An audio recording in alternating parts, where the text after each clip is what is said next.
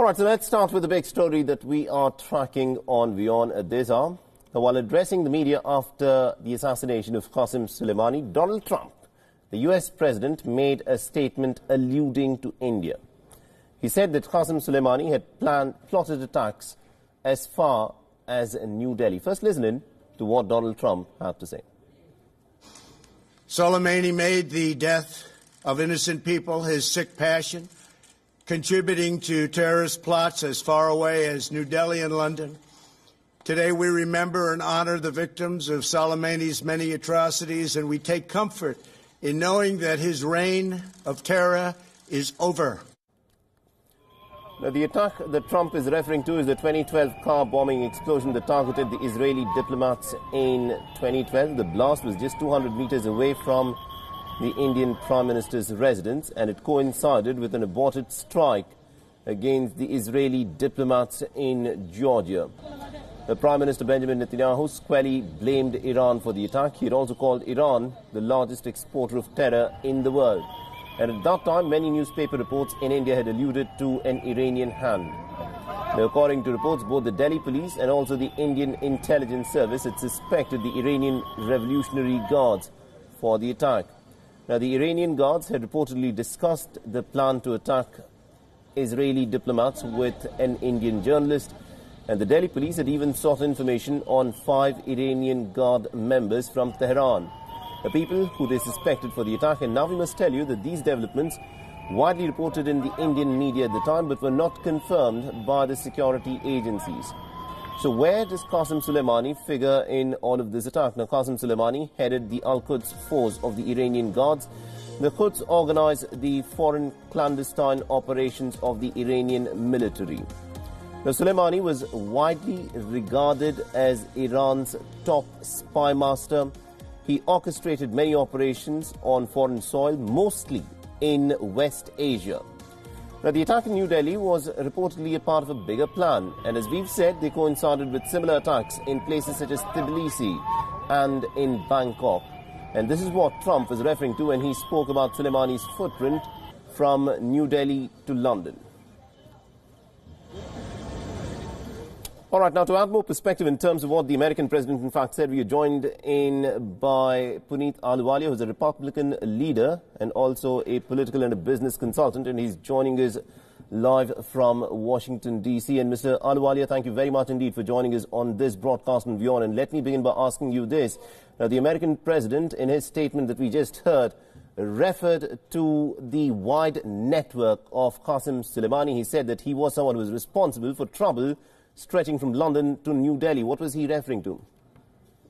Well, we all know the hand of Soleimani in the Middle East, all across from Afghanistan and including India to Syria, and its impact on the region. It's destabilized it seriously, and I guess you would have seen the retaliation which President Trump took as more of a defensive operation than anything else. It's basically to send a clear message to folks who take American lives, who attack our embassies, that this will not be tolerated anymore under President Bush or Obama. There was a different policy, but there's a new sheriff which has been taking on the whole focus with Iran, first moving out of the nuclear deal, and now secondly taking out General Soleimani in a very unprecedented way, which was never done before. And I guess it's a very clear message to Iran and all the other rogue actors in the region, around the world, that President Trump is a no-nonsense leader.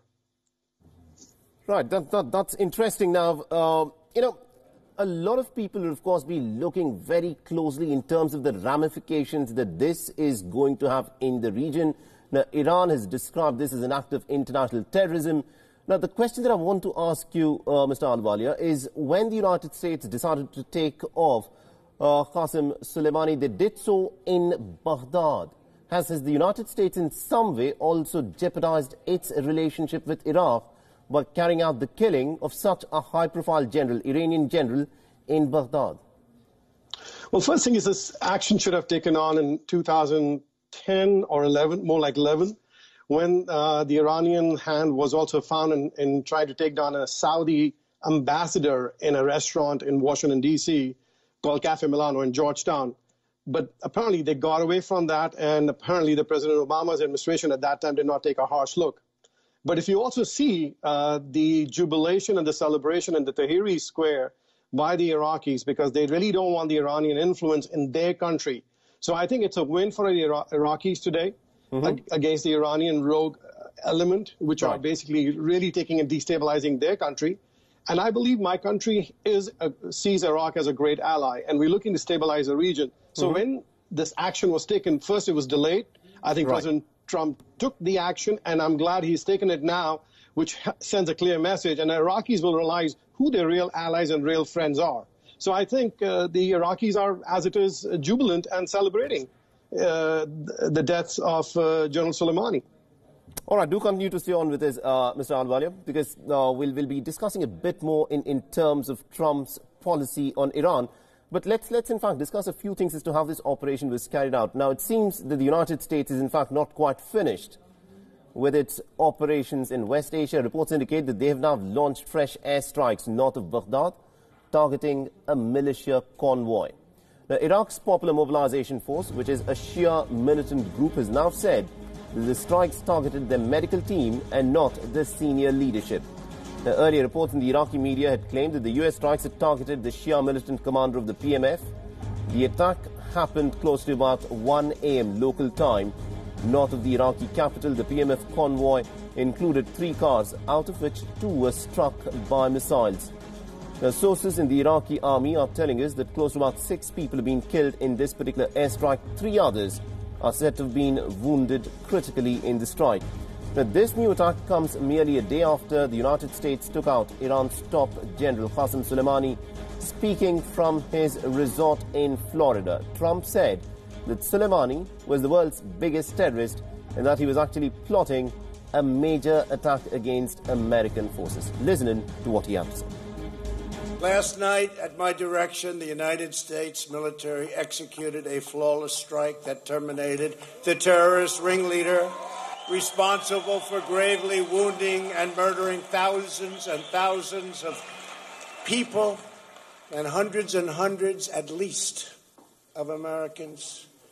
Qasem Soleimani has been killed, and his bloody rampage is now forever gone.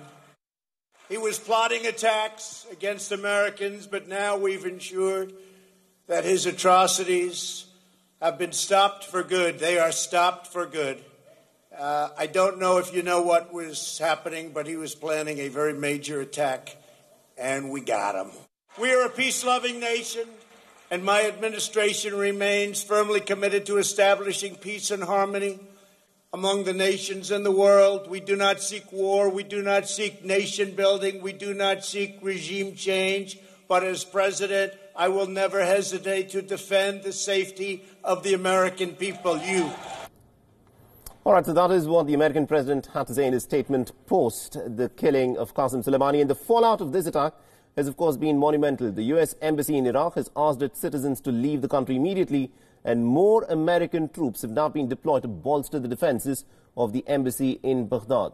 Now, in the wake of these developments, Mr. Ahluwalia, a lot of people have in fact criticized Donald Trump for not having a coherent policy on Iran. We saw the escalation of tensions when he pulled out of the Iranian nuclear deal. Post that, he also tried to make certain overtures in trying to fix things up with Iran. He also went out and made this big statement that he would like to, if Iran were to fall in line, make Iran great again would be a slogan that he would like to talk about. But now the killing of Qasem Soleimani has brought the two nations virtually to a confrontation, you know, unlike what we've seen in several decades. So how do we proceed from here? Well, I feel that's the opinion which is floated around by media and the liberal side of the aisle. But I believe that President Trump has re-established deterrence, and especially a very clear, significant message to the Iranian regime. And you heard his message very clearly. We don't want a regime change, but we want to be free and peace-loving people in that sense that we have to coexist in harmony. But we have seen in the last 20 years, the Iranians have taken out proxy wars, actions. They have also, as you've seen, they took action in New Delhi. So they have, on numerous occasions, tried to destabilize the region, take out diplomats from Israel, from Saudi Arabia. and including American soldiers, American lives. And then when you saw recently in the attack at the Baghdad embassy, I think they kind of pushed themselves. They kept pushing, thinking that this president, unlike the previous president, is not going to respond. And that's the reason why it's a defensive operation, very clear message to the Iranian regime that stop it. This is the time to stop it, and this is the time to really come back to the table and find a way to mitigate peace and find a way, a path forward with the United States. He said that before. He's reached out to North Korea. It's not that my president is very clear. We want to have peace with the Iranian people. We've had peace before, but we want to reestablish, but in the region also being stabilized. And that message should also be seen very clearly by General Bajwa, from Pakistan, that you cannot keep pushing the American leadership and killing American soldiers by proxy wars. It will come back. At one point or the other, we will take down a rogue Pakistani general who will kill American people and American soldiers and American contractors and American allies. So I think it's a very clear message, and that's how India should read it. Okay. Now, the other question that I want to ask you is, whenever an action of this nature is taken, the response is always something that is, spoken about, that is calibrated. What do you think will be the Iranian response to this? Well, Iranians, I think they may yell and scream, and they will definitely look for blood through their proxy actions. But they have to also look at within how they will be very clear. They have to think twice what they do, because this president is going to basically come back and going to come back strong in whatever retaliation they think about. I think peace is the best way forward. I think that's rational mind would think, but I think the Iranians, who have for the last 20 years been emboldened, has now already been put back and be held accountable. So I believe that they will think through, they'll wait for their time, they'll bide for their time, but I believe there will be actions taken, but they have to be very clear and sure that President Trump is not going to sit back, our defense leadership is not going to sit back. They're going to come back and with twice the punch. All right. Now, just before I let you go, Mr. Ahluwalia, this also is the election year for Donald Trump. He is up for re-election later this year. With that being the context, do you think Donald Trump can actually risk making the situation in the Middle East more murkier? Because Iran pretty much quite upfront says that any trouble in their backyard, they'll block the supplies of oil in the Strait of Hormuz. That could actually make the price of Brent crude spiral up. Do you think this is a situation which Donald Trump can afford in an year when he's up for re-election? Well, you see, President Trump is more focused on making America and its allies strong. And he, at this point, doesn't really care. He wants the American people to be the best judge of character for that in terms of what he has done, what he's achieved. He took on China, and now he's taken on Iran, and he will take on Iran again if need be. Because if you, again, destabilize the region, and he has a clear mandate in that respect and support from the Republican leadership. We saw that in the impeachment time. And we see that most, even General Petraeus and Mattis have come out in support of President Trump, of what the action should have been. So I don't think he's much concerned. I think what he's concerned about is American life and the American people, and also for the allies, which are the Iraqis. And I guess I think it's a great message to the rogue actors that you really can't play around with this president, because he's going to come back strong. And I'll tell you one thing, he's going to get reelected. It's very important for you to realize that this decisive action and leadership is what the American people are looking for. All right, one quick last question before I let you go. And a lot of comparisons are in fact being drawn in terms of how Bill Clinton had bombed certain targets back in the year 1998 at a time when he was facing impeachment, and now Donald Trump has been impeached in the Congress and his trial is up to take place in the Senate. Has this move been taken keeping the domestic politics in mind so that the focus is now shifted onto this escalating crisis in Iran? I think this is, again, the news media trying to look at that. Please look at, they have taken, the Iranians have pushed my leadership or our leadership for the longest time. And if you see what General Petraeus has said and Mattis have said, that we have to hold them accountable. And this is, again, a defensive action. It's a very significant action and with significant consequences. It's important that not make it into a political circus, because the elections are still far away. And impeachment, as you know, as Mitch McConnell, Majority Leader, has said, that it is dead on arrival. All right. I don't think it's going to go anywhere. It's more important that President Trump gives a victory to Americans and its people all the time. All right, Mr. Puneet Ahluwalia, thank you very much indeed for joining us and getting us all those insights in terms of, what the thinking has been within the Republican camp in terms of what's been happening and why this is being done. Thank you very much indeed for taking time and talking to us on WION.